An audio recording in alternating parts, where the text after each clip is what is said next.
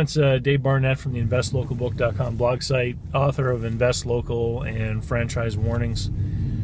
Just want to take a few moments and talk a little bit about business valuation and a particular case of someone looking at buying an existing franchise location.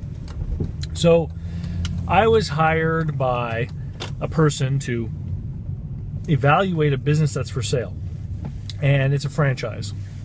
It's a franchise restaurant, and basically what I did is I evaluate a lot of businesses.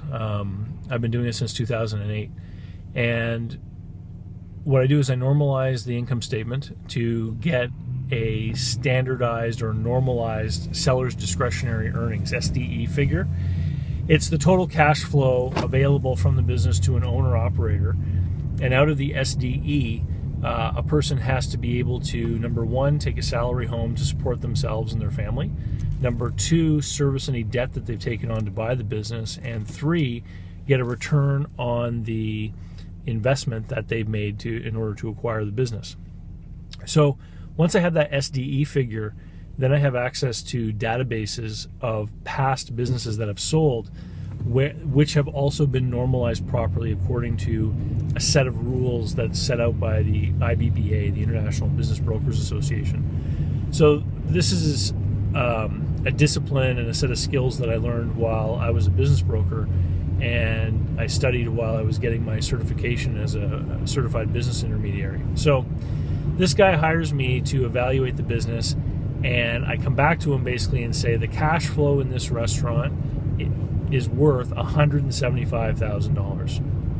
And basically that's the enterprise value. So that's the value of the business inclusive of normal inventory and working capital and all the furniture, fixtures, equipment, etc.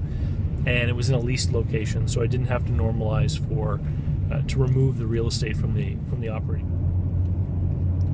Now here's the thing. Because it's a franchise, there are certain obligations that have to happen when the business is sold. And this franchisor is implementing a new decor package as well. They're bringing in a new sort of menu program. And what it means is that the buyer, when they buy the restaurant, is going to have to put about $100,000 into renovations and pay the franchisor a $30,000 franchise fee. So the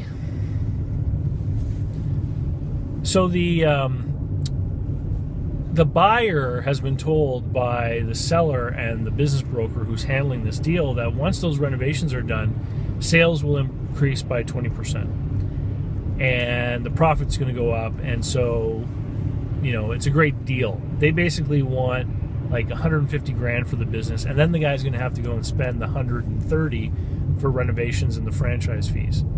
And what I told him is basically this: the only thing that we know for sure, is the cash flow that exists today. If you follow their story and you agree that sales are going to go up and profits are going to go up, what you are actually paying them for is your own potential that you have to enact, and you're going to take on the risk of further investment based on the potential that sales could increase. And what I've always taught in my business buyer seminars is that you pay for what you get. The reason you buy is the future. So if you know you can improve the business, that's a great reason to buy a business, but you shouldn't pay the seller for that. You just pay for what you get today.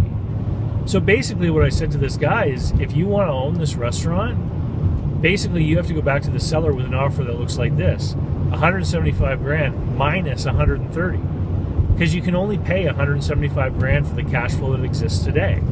And whether you have to pay money to a contractor, the franchisor, or the seller, you still can't pay more than what the cash flow is worth, the proven cash flow that is there today.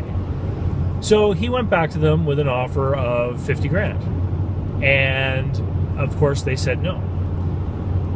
Now this business has been for sale for well over 2.5 years.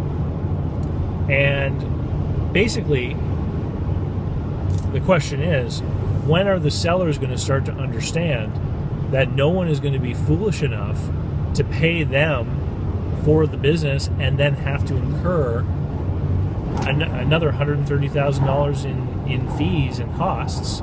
Clearly nobody's going to do that. And the buyer who I was advising, I mean, he really drank the Kool-Aid about the value of this future potential. And he basically said to me, why would I basically make the seller pay the full cost of this renovation? Should they not get some, shouldn't I pay for more so that, because I'm the one benefiting? And I said, look, if the renovation and the new franchise program was guaranteed to bring in more sales and more profit, they would make the investment. They would spend the money. They would see the increased sales. They would see the increased profit, and that would translate into a more valuable business for them. But of course, they're not willing to do that, right? Because they know it's all likely just blue sky. It's just a promise that can't be delivered upon. Anyway, if you want to know more about the ins and outs of franchises and some of the shenanigans that franchisors and franchise sellers try to pull, and what you need to know and be wary of if you're going to get into a franchise business, then you should definitely pick up a copy of my book, Franchise Warnings, which is available from Amazon on Kindle and paperback. It's also available from my blog site at investlocalbook.com. Thanks. Have a great day.